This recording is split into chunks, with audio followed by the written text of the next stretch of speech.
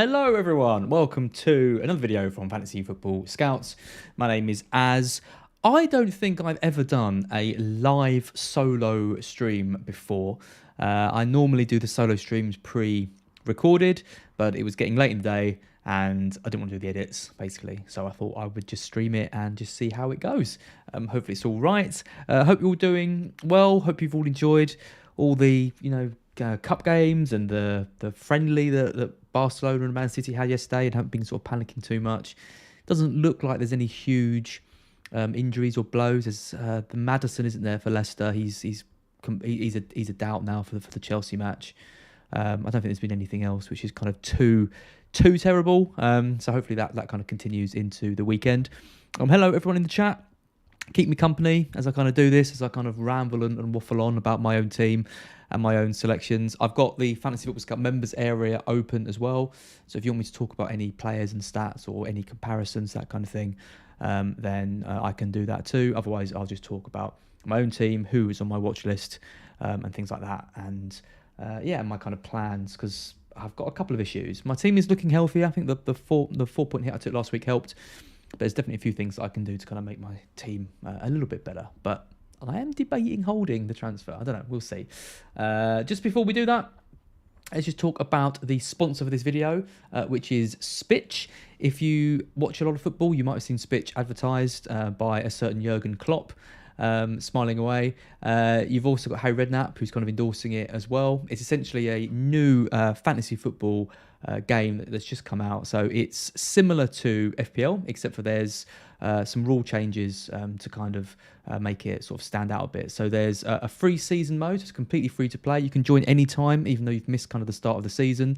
It's the best 5 scores you get all season out of all the 38 games, so you could effectively join right near the end of the season and still win if you have a good last couple of game weeks. There's also different paid for modes as well, which obviously a form of gambling, so if you are interested in that, go check it out. But do check out gambleaware.co.uk for all the facts about gambling, and obviously it's only for 18 plus. I mean, if you can afford to do so. It's a really interesting game though. I mean, look at the kind of the points. The points are very different to FPL, so you get points for pretty much everything. You're looking at even taking a corner, making a cross.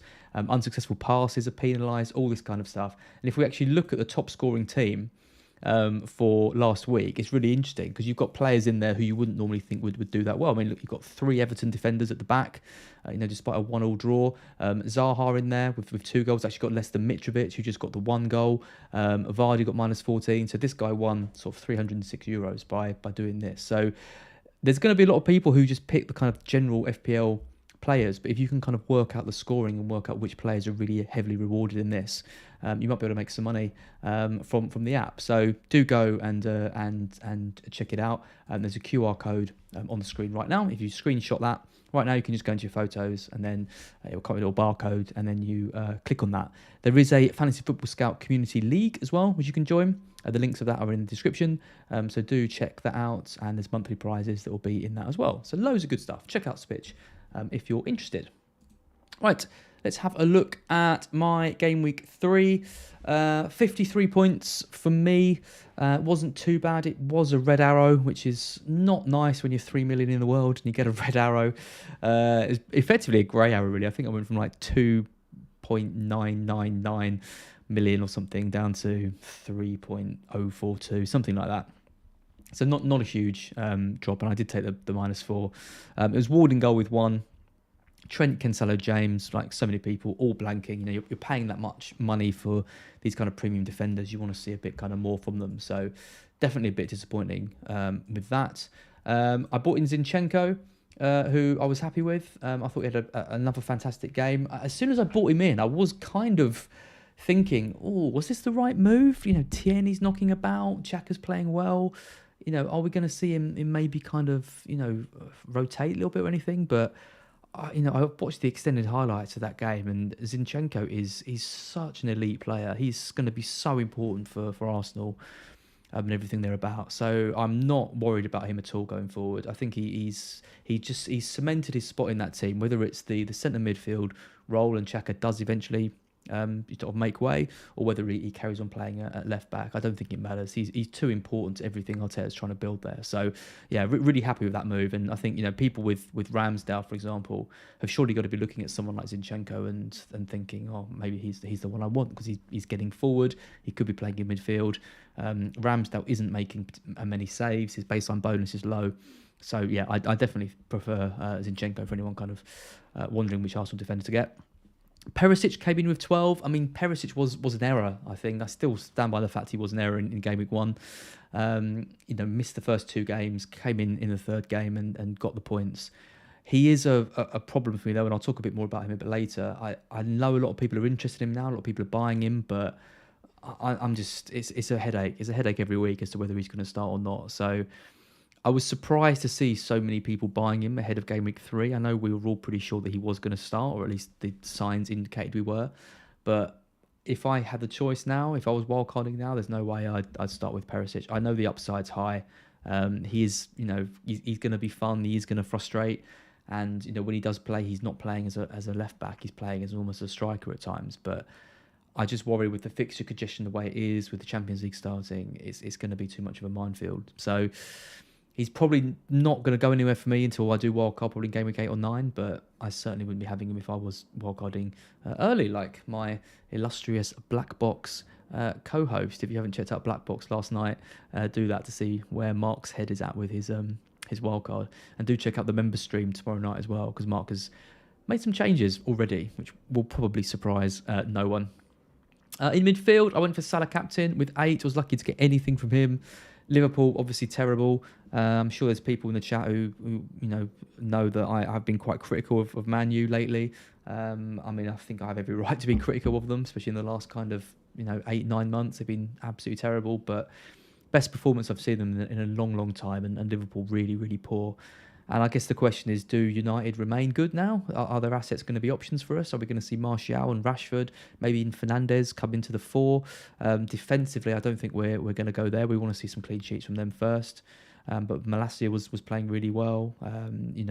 Maguire's gone, and Varane and Martinez look a bit more assured.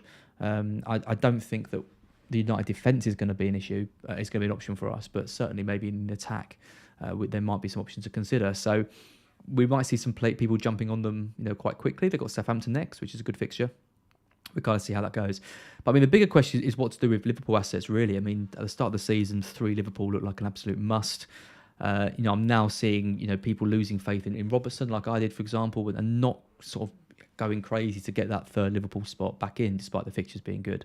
I'm seeing a few people considering dropping Trent as well. Trent's stats are still really nice. He's putting in more crosses than he ever has done before. He's shooting more than he ever has done before. His XGI, his expected goal involvement, is down on previous seasons, but that is a kind of more of a kind of symptom of how sort of poorly Liverpool have been playing. I think, generally speaking, he still looks up for it. I mean, defensively culpable, don't get me wrong, but attacking wise, he's looked really good. So I wouldn't be selling him just yet, but I think if you've got Robertson, you sort of have to hold him for this Bournemouth game, but I think you long term, or at least in the short to medium term, the medium to long term, you'll have to be looking to kind of get rid of him. Salah's a hold for me though, and likely going to be my captain this week. It's such a good sort of game for him against Bournemouth. I've actually got some stats on Salah versus Bournemouth. Just here, he has scored 8 in 6 versus Bournemouth, 8 goals in 6. And has been directly involved in 27 goals in 30 Premier League starts against newly promoted sides. So his record against newly promoted sides is just absolutely ridiculous. And he's been finding a way despite Liverpool playing poorly. I think a lot of it depends on what team Liverpool set out with. Obviously, Fabinho's going to come back in. He only had the knock and he came in kind of towards the end of the second half. So he's going to give them a bit more control, hopefully boost their clean sheet prospects a little bit more. But yeah, we want to see them sort of gelling a bit more in attack. And like I said to Mark last night, a lot of them don't look fit. They don't look up for it sort of already this season. But Bournemouth, I think, is the perfect game, because Bournemouth are going to sit back and invite pressure. They don't really have the pace to trouble them, like we've seen with Zaha, like we've seen with the United players and things like that. So I think we're gonna see a response from Liverpool. They'll win that game sort of fairly comfortably, I think. Elsewhere, De Bruyne, the De Bruyne versus Haaland experiment sort of continues. Another game where there wasn't too much in it between them. I think De Bruyne is ahead of him in terms of points this season, which is kind of what you want for paying that extra 0.5. I'm now seeing a few people sort of turning around, Pep's comments about Haaland and saying, he's not going to start every match and all that kind of stuff. I'm now finally seeing a few people saying, oh, well, maybe De Bruyne is the one to go for and not Haaland. Well, that's what I was saying at the start of the season. I kind of lost my way a little bit after his first performance and things, but overall, I think I'm pretty happy to have De Bruyne. I think, like I was saying last night, if you offered me the straight swap, if you said, okay, you can have a free transfer and you can take De Bruyne out for Haaland, I would probably do it. I still think Haaland is the better option. We'll talk a bit about his XGI in a minute. It's absolutely ridiculous, despite only having those 8 touches against Bournemouth. I think he's going to hit a hat-trick soon, and all the doubt, any small doubts that anyone has about him are going to be kind of dispelled. It's just whether he's going to be kind of the most captain player in that week, because obviously with Salah around, and a bit of sort of mistrust in Pep might mean that people don't all sort of climb on it. But I think Forest at home is going to be interesting, because is he going to start with the Champions League looming, or is he going to miss out? If he does start that game, that could be the one where he sees a really, really big haul. So yeah, really interesting. Hi to Ryan Huliston. Oi, the Asman. How's you? The Asman. That's like an American Pie nickname. I quite like it. Hi to Taylor Johnson. All my defenders will get clean sheets this week except Arsenal. That'd be nice. I think I agree. I think it should do on paper. I can see Fulham scoring against Arsenal. I think Mitrovic is going to be too much to handle for Arsenal. I think it's going to be too much to handle for a lot of teams. He's been absolutely brilliant. Rosh Watch heard Perisic is injured in training. We won't really know until the team news. It's that becoming sort of tomorrow. There were rumours of a knock, aren't there? But we'll kind of have to wait and see on that. I would advise not to panic until then. I've got Pereira and he can come in anyway. Tyler says, good afternoon, Az. Good afternoon, Tyler. And Catherine Lawrence, it feels like Jesus versus Salah captain modes every week. Yeah, it does. And when you add Haaland into that as well, it's really tricky sort of between the three of them. I didn't think Jesus would be that kind of option for us so quickly in the season, or if he did at all, really. I thought, he might take a bit of time to settle. It's a new team, new surroundings. He hasn't really been historically that kind of great goal getter. But yeah, started the season really, really strongly. So he is definitely a captain option every week, I think. And don't let his ownership kind of put you off. I know it's sort of over 80% now, but if you think he's going to get the most points in a given week, then go for it. He's a great option. So yeah, between those three, it's going to be really interesting. Let's take a look at my team then. Ahead of Gameweek 4 is Ward in goal. Put the red arrow right around him straight away. He's a huge problem for me, really, because I've lost value in a couple of players like Mount, because I've had to buy players quite late like Martinelli and Zinchenko. That sort of 0.5 to upgrade him has disappeared with the team I've got. So I've got 0.2 in the bank and no really obvious way of upgrading Ward. It's Chelsea away next, then it's United, I think.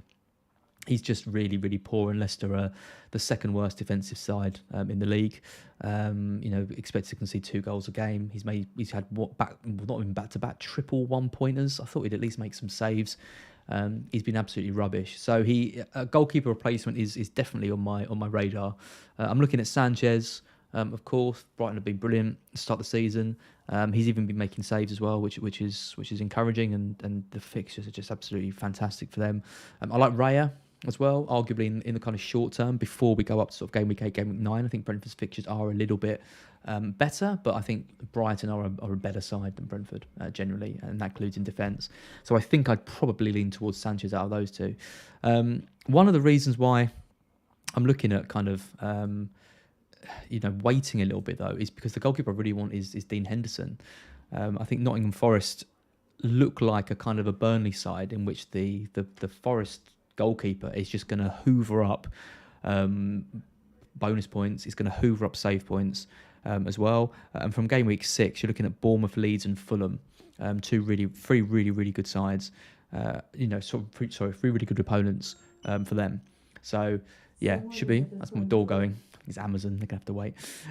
So I kind of want to wait until game week 6. The only issue with waiting until game week 6 is that only probably gives me sort of 3 game weeks, and it does feel like maybe I should move a bit earlier. I could downgrade Mount, for example, put the money into the goalkeeper.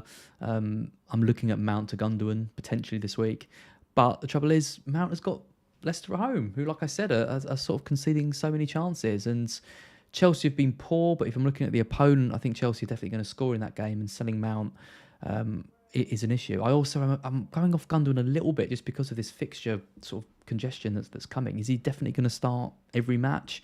I know he's been made captain, and quite a lot of people are talking about that, but the kind of concern with that is, we see these captains appointed all the time. It doesn't necessarily mean they're going to start. Noble was the captain of West Ham, for example, and doesn't necessarily mean he's going to start every game. So Pep likes to rotate. He's got Calvin Phillips there. He's got Bernardo Silva who can play in that spot when Grealish is back. So I do worry that Gundogan could be a bit of a headache a bit further down the line. So I really want to get rid of Ward, but at the moment, I think I might keep Mount just for one more week and kind of assess with 2 frees. So yeah, bit of an annoying one because I really don't want Ward going forward, but there he is. Defence wise, I mean, Trent, Cancelo, and James. There's no issues with those 3. I can see why people are moving out of big at the back, maybe taking some of their funds away from these 3 and going sort of heavier up top. I still think that they're great value. I still think 7 million for Cancelo, 6 for James.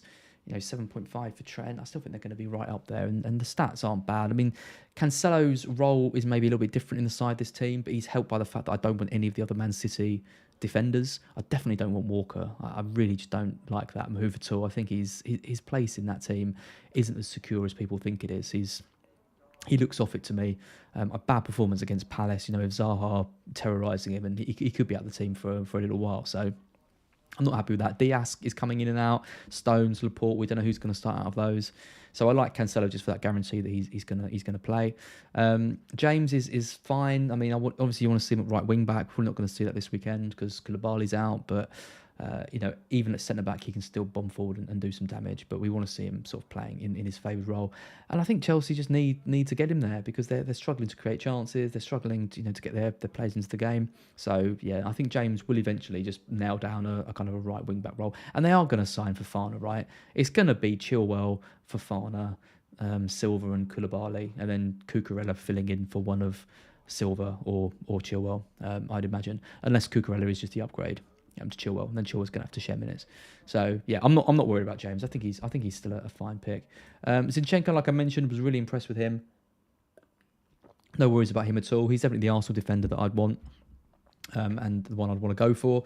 Perisic, I've got an orange one on, just because I don't think I'm going to be able to sell him anytime soon because I've got to deal with this goalkeeper thing. I mean, one thing I could do is if Mount does perform against Leicester, and I do want to keep him for Southampton because the fixtures are good, Southampton, West Ham, Fulham, it could be tempting to move Perisic down to a 5 million, and that gives me enough to upgrade Ward. So I could go to Trippier, for example, but then next week Trippier's got Liverpool, but then the fixtures are quite good. Or I could look at another 5. I could even go down to a Brighton defender. Potentially, so there's kind of options kind of around that I can kind of look at if I do want to sell Perisic. It's amazing. I'm talking about selling Perisic if everyone's looking at buying him at the moment. It's it's very strange. In midfield, I've got Salah captain. I'm happy with Salah. Not like Mark. I'm not even thinking about losing him.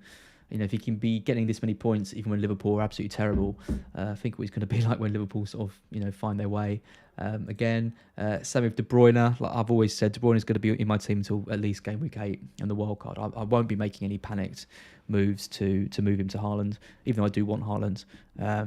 And I think given the rotation that's coming potentially for City, I think De Bruyne is the best asset to have. So I am happy with it. But yeah, like I said, I do think Haaland's got a big call coming, very big call coming, which isn't the most expert opinion ever because it's pretty bloody obvious. But I still think it's going to happen, and it's important that people don't panic too much and wild card him out and that kind of stuff. Mount, I've got a red one on. He's only red. He's just been awful. Yeah, I mean, Chintan Shah says Mount to someone. That's kind of how it feels. It almost feels like maybe moving him to Rodrigo, moving him to Gundogan, moving him to Foden, moving him to anyone might be my best interest. It's just because that Leicester fixture is so good. And I think with Maddison out as well, they're going to lose that control in the midfield as well that he brings when he kind of drops deep. Losing a key player like him, Fofana's not going to play. Again, they've got so many issues. The Ward's not good enough. I think Chelsea are going to have chances. And I've got to hope that Mount can at least be on the end of them. The last game he was busy and got around, and actually it was a really good save from Meslier to to stop him. But in other games I've seen, he's had few chances. He hasn't looked on it. His shooting's been off. Hasn't been playing well. So yeah, I'm hoping to see something from him against Leicester if I do keep him. I might end up still selling him potentially for Gundogan, but yeah, we'll see. At the moment, I'm leaning towards the hold. Then obviously I've got that's the wrong one. There you go. Martinelli.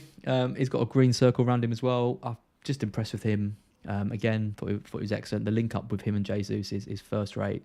So yeah, he's obviously not going anywhere. And the pricing of him was absolutely ridiculous. I think the pricing of Martinelli and Jesus has kind of ruined the start of the season a bit because they're just far too cheap. I think if Jesus was 9.5 and Martinelli was 7.5, I think people would have quite a lot of different variety in their size because it kind of gives you a decision to make.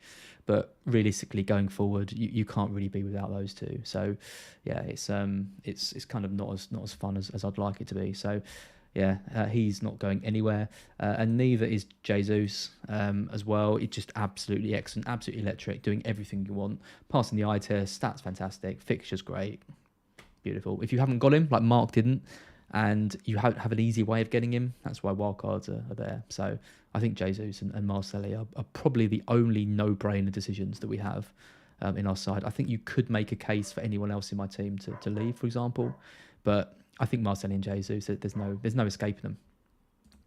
Let's take a look at the watch list. So these are the sort of the players that I'm looking at. I've added in new players in green. It's sorted by XGI non-penalty per 90.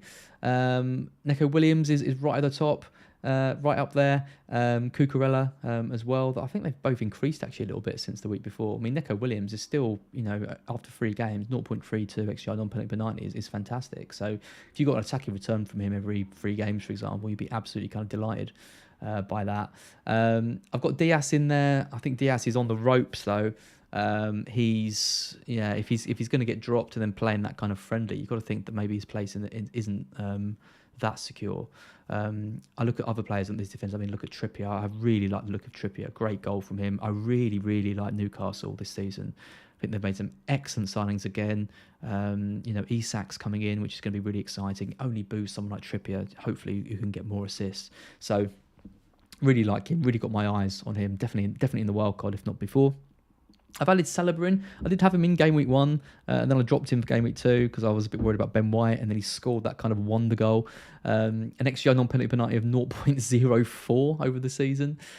Don't get him in expecting rockets every week, but it was a very well taken goal. And I've got Dunk in there as well, 0.03, which is surprising given that we've got a lot of creative players in the side, especially from corners and free kicks, and he's just not getting any kind of service really, or at least they haven't been able to find him in the box yet. But I do think 4.5 is too cheap for Dunk. So if you are looking at ways of tapping into the Brighton defence that isn't Sanchez, Dunk is by far the one to go for. So I'm surprised not to see him in more teams actually, because I think going for a Raya and Henderson, having Dunk in there, I guess Dunk hasn't got that kind of sex appeal that some of the more attacking defenders have.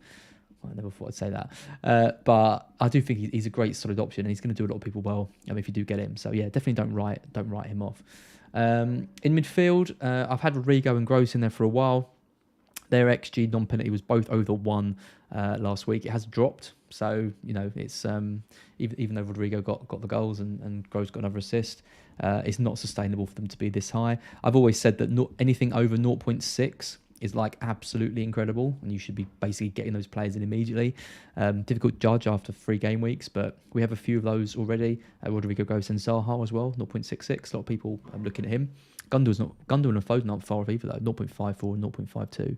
So Foden is an interesting one. He didn't pass again to Haaland. This was a much tougher chance, but again, Pep wasn't happy with him. You've got to think he's still going to carry on playing, and I'm not seeing a huge amount of investment in him. I think it's difficult. I mean, the reason I'd go for Gundogan would be to take that money and put it into Ward. But if I'm picking out of the two, I would probably still suggest you find that 0.4 extra and put it into Foden if you can. I think he's probably got a big haul in him again, like he got kind of the other week. And it might have been even more if he hadn't been subbed off at half time. I've also added Harrison in as well. Obviously, Rodrigo is the kind of the player that a lot of people are going to get because he's scoring all the goals. But I've been really impressed with Harrison as well. I think he's created the most chances in the league so far this season. He looks absolutely brilliant, back to how he was in kind of the first season. He's a little bit cheaper now as well, and his role in the team is pretty much assured as well. When Bamford's back, there are some concerns that Rodrigo could be dropped, or at least plays quite a bit deeper, whereas we wouldn't expect to see Harrison's sort of role and position change too much. So someone to look at, I think, Harrison, if you are interested in Leeds, and if you may be looking for a replacement for someone around the kind of 6 million mark. Up front, I've added in Haaland and Kane. Yeah, two quite big names. Look at Haaland's XGI non-penalty per 90, 0.81. I mean, it's only a little bit less than Rodrigo. I mean, who'd be saying that, though, that Haaland would be doing less than Rodrigo? But 0.81 is so high. And the thing is, I can't really see that being unsustainable. I think he's just going to continue to get so many chances every game. And we know what a clinical finisher is. We know how much he can bully defenders. It's just those kind of minutes around him. But, you know, when the stats are like that, even at 11.7, it's just a great price for him.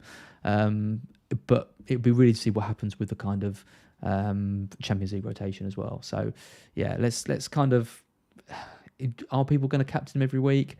I think that helps me not owning him, for example, because I don't think people are. I think they're going to sort of look at Jesus and look at Salah and think, okay, these guys are going to play every week. It would be very pep, though, just to carry on playing Haaland every week, though, and subbing him off at 67 minutes. And then the fixture's so good, so many home games on the horizon, he would then become an option. So I think the games around the first Champions League game are going to be really interesting. The game before and the game after, to kind of see what happens.